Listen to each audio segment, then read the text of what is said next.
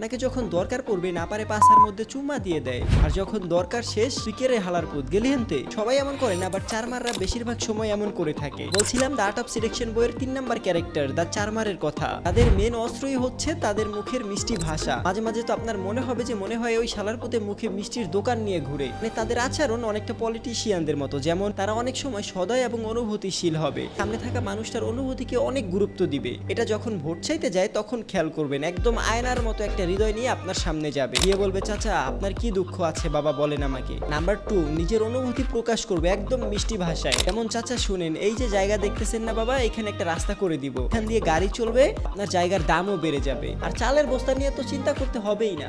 এই চিন্টু বিট্টু, সময় মতো যাতে চাউলের বস্তা চাচার বাসায় পৌঁছে যায়, মিস করবি না কিন্তু। আর চাচা আমি খবর পেলাম আপনি নাকি বাজারে গিয়ে আকিস বিড়ি খান।